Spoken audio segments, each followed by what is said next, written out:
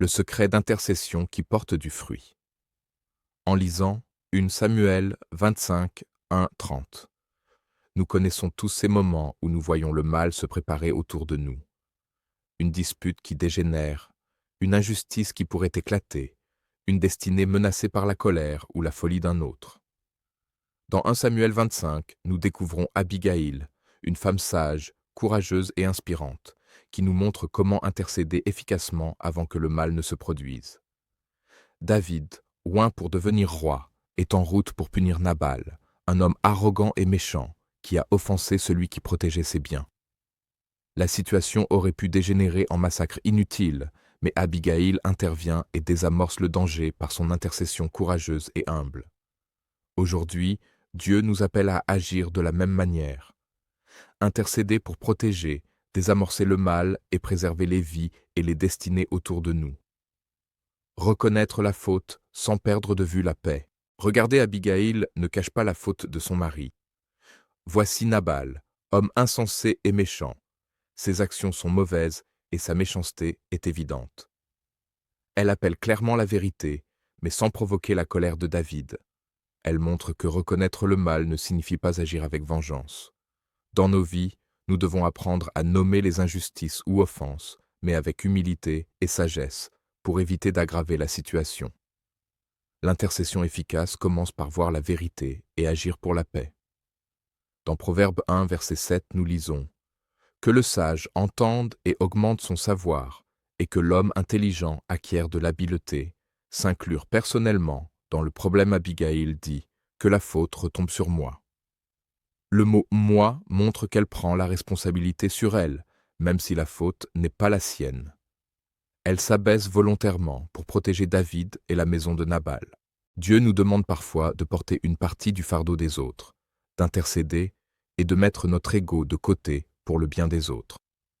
Porter la faute aujourd'hui, c'est agir pour protéger ou prévenir le mal, même quand ce n'est pas notre problème direct.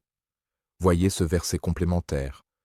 Supportez-vous les uns les autres, et, si l'un a sujet de se plaindre de l'autre, pardonnez-vous réciproquement.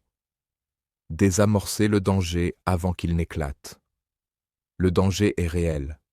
David est prêt à massacrer la maison de Nabal. Abigail agit avant que la catastrophe ne se produise, protégeant David, les innocents et la destinée divine de David. Elle agit avec sagesse, discernement et humilité, tout en laissant Dieu gérer le jugement. Nous devons apprendre à intercéder avant que le mal n'éclate, dans les conflits, les décisions difficiles ou les situations critiques.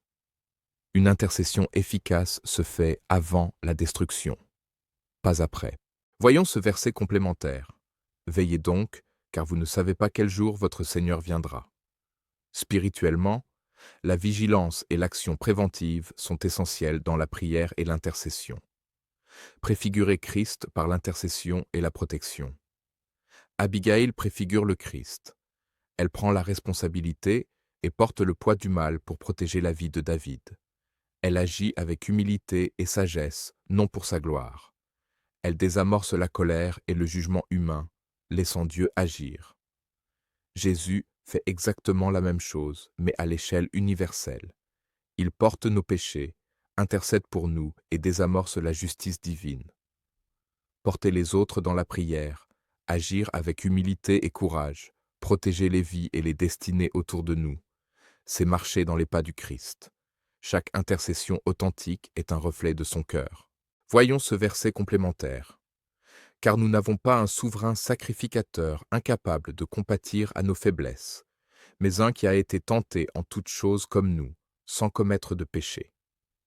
Les clés pour une intercession qui porte du fruit. Abigail nous enseignent que reconnaître la faute avec sagesse protège et désamorce le conflit.